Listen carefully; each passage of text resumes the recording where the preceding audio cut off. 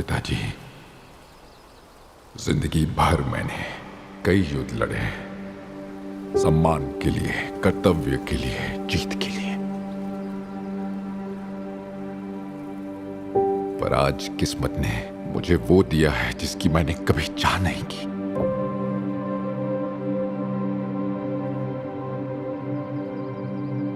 एक बेटी, तूफानों से अनछुई एक मासूम जिंदगी। मुझे सभी परम पिताओं की शक्ति दीजिए